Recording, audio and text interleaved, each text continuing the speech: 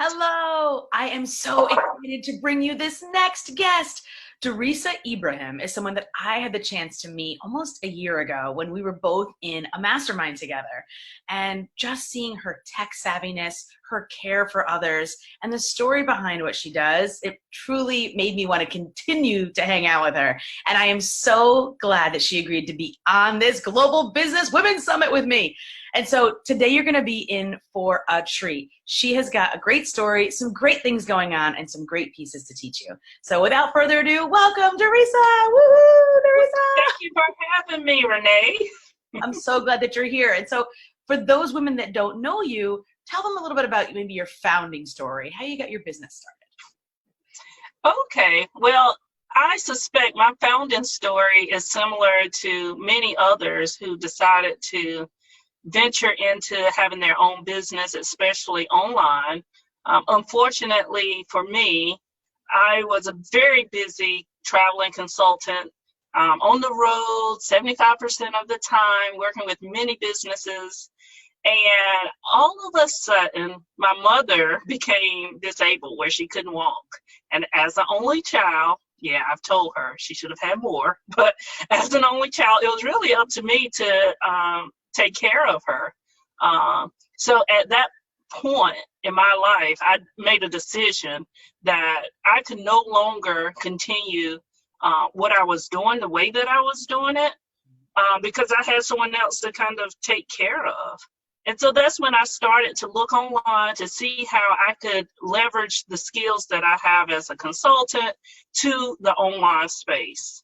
And so that's what I started. I dug into training, many trainings, many masterminds, many, conferences to try to learn really fast because I needed to replace what was really a pretty good income so that I could have the flexibility to take my mom to the doctor's appointments, to care for her in the home, to do all of those things that an only child has to do. And so that's pretty much how I started. And one thing that I did find out that I was a little skeptical of at first is how transferable those skills are. And I tell this to my clients all the time. You can take whatever you used to do in your profession, or even as if you were a stay-at-home mom, those skills are transferable to your business. You just have to pick up and hone in on your strengths and use those to your advantage. So that's pretty much how I got started. I took my skills that I was using as a consultant, traveling consultant, into building a business and a brand for myself. Absolutely. And you say it so well. I mean, whether it's an aging parent or a child or a third child or an illness in the family or with our own chronic illnesses, there's a reason. Usually there's something that happened with us in our lives that made us think, there has to be a better way. And thank goodness for the internet, planet internet, allowing us to have these types of opportunities that we wouldn't have been able to have before. There's women that can have a thriving Fifth Avenue ad agency in Boise, Idaho. You know what I'm saying? Which is really, it's great. It's, it's amazing to know that that's possible. And so that is really, right. And charge Madison Avenue prices. That is right. But what you said too is we have to believe in our own skill set, and the fact that, no matter what our former title was, first of all, I've been a stay-at-home mom. When I took 3 years off, and that is the hardest career I ever had. I've run sales companies, I've run billion-dollar contracts, and that was the hardest one. But all those skills are transferable. And so we really do have to have that confidence to know that we can do this. And that's really what my next question is about is, what are you most excited about in your business right now? I know you've got a lot of great things in the hopper. Yes. So what has been really exciting, I have over the past few years, I've been building up a consulting business, working with businesses online and offline.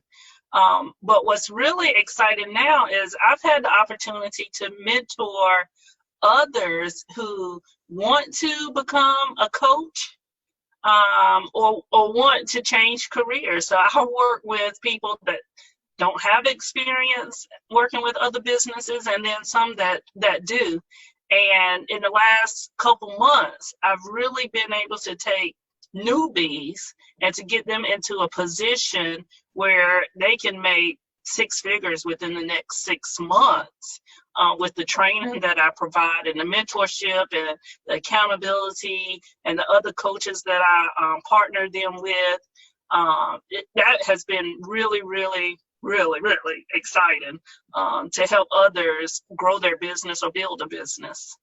Isn't that great? That's the most fun part, to be able to see it in others. It's great when we can do it, but to see the others that get those same opportunities, it's what we do. It's why we do what we do, right? That's right. And what's been really different or interesting, I've had to kind of take a step back and document what I've done in the past so that I can pass that on to others. But it's made me a better person. I mean, I've gotten a little bit more organized, which is not my strength, but I'm working on it. I've been able to kind of document my process, so that I can pass it on. So it's made me a better person, a better business owner, and I've just seen everything blossom just by helping others. It's really amazing. I love it. I love it. And I've seen this. I mean, I've been excited, I've been seeing this in you, and it's so great that I got to meet you personally first, and then I got to learn about your business. And it's been absolutely incredible to see the trajectory that you're on. And so I know that I asked you, and so hopefully you're still willing to share some real secrets that you normally don't share other than your paying clients with the audience today. Would you be willing to share some nuggets with us? Yes.